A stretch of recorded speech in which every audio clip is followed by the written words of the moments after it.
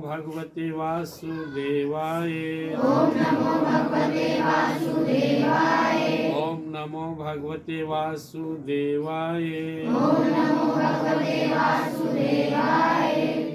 जय श्री कृष्ण। जय श्री कृष्ण। आज श्रीमद् भगवद गीता दूसरे अध्याय का 39 39वां श्लोक है। श्री भगवानुवाच। श्री भगवानुवाच। एषा ते अभिता सांख्ये।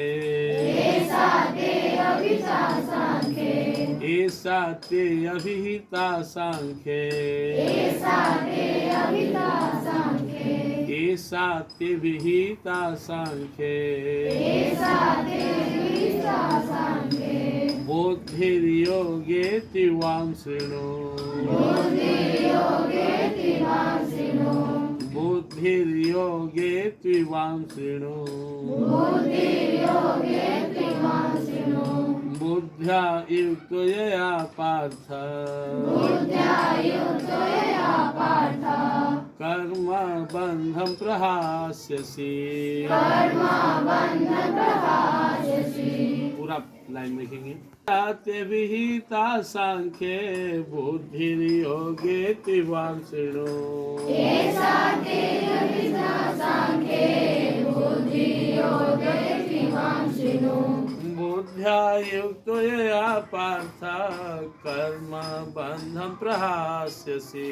बुद्ध्या युक्तया पार्थ कर्म बन्धं प्रहास्यसि। देखो भगवान श्री कृष्ण जी महाराज इसके पूर्व के श्लोक में अर्जुन को आत्मज्ञान का शिक्षा दी कि तुम श्रेणी आत्मा हो। शरीर मरता है, आत्मा न मरता है न मारता है।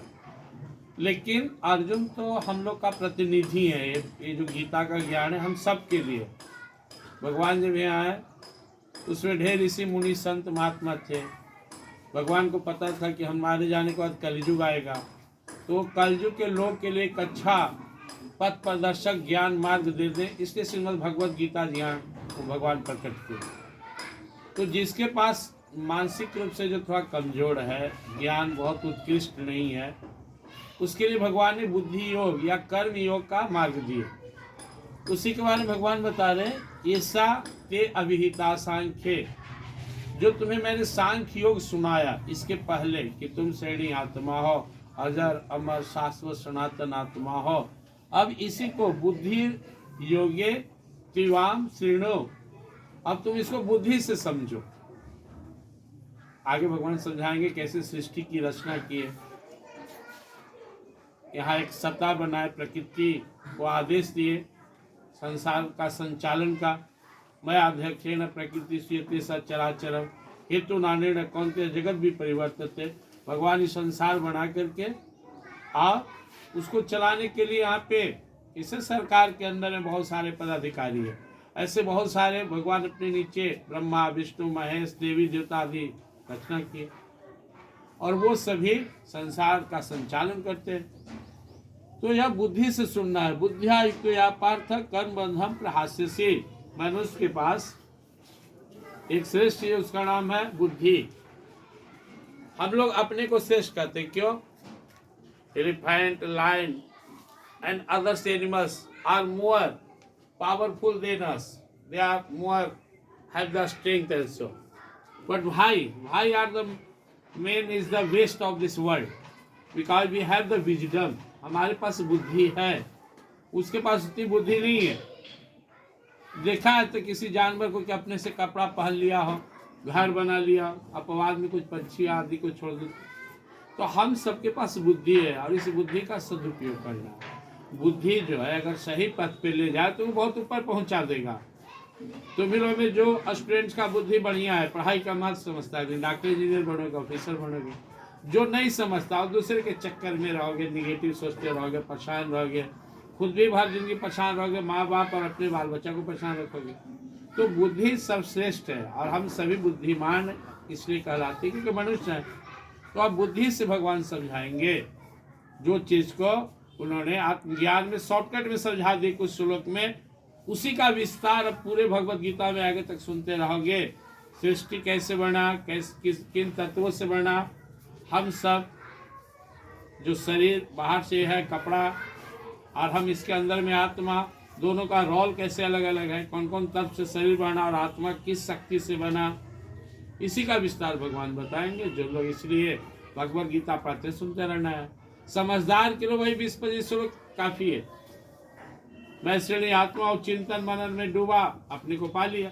सब सर्वश्रेष्ठ साधन है आत्मचिंतन। दुनिया में जितनी भी साधना है, आत्मचिंतन श्रेष्ठ है, मध्यम है स्वाध्याय, नाम जप कनिष्ठ है, चतुर्थ तीर्थ नहाय।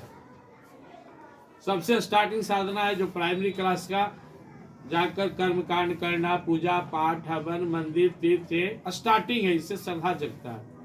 तो जो ये करने लगता है उसे फिर नाम जप होने लगता है और भगवान का स्मरण करने लगता है पावन नाम को। तो वो आ गया, प्राइमरी से ऊपर आ गया, मिडिल हाई स्कूल में आ गया। अब उसके बाद जो है स्वाध्याय, भगवत गीता पढ़ना, अपने शरीर के बारे में सोचना, कैसे बना, आत्मा के बारे में जो अपने बहुत सारे ग्रंथ हैं, ऋषि मुनियों के साथ सत्संग करना।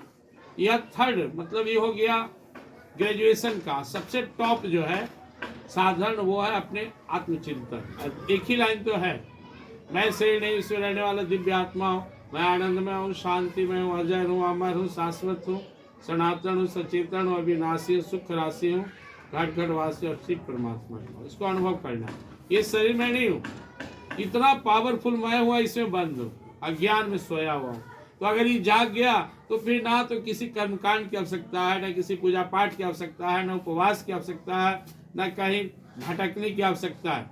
हाँ, ऐसा नहीं कि आत्मज्ञानी पूजा पाठ नहीं करता है, संसार को शिक्षा देने के लिए फिर करता है।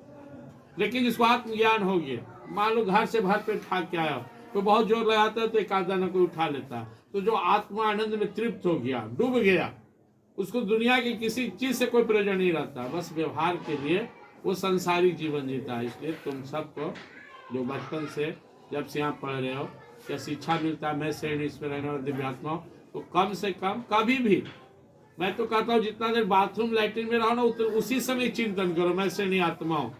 किसी भी तरह 100, 200, 500 करते करते करते शरीर वाइब्रेट करेगा। यहाँ पे अनुभव होने लगेगा। पहले अनुभव होगा कि हाँ कोई है इसमें, फिर अनुभव होगा कि वही मैं हूँ। और जब वो जाग गया, तुम सब शक्तिमान परमात्मा के सब शक्तिमान बेटे बन जाओगे। जिनको पढ़ने में तुमको घंटों लगता है, इसको समझने में रटने में भार पड़ता है, वो चुटकी में तुम्हारे अंदर आ जाएगा, क्योंकि तुम्हारा हाई पावर का कंसंट्रेशन हो जाएगा।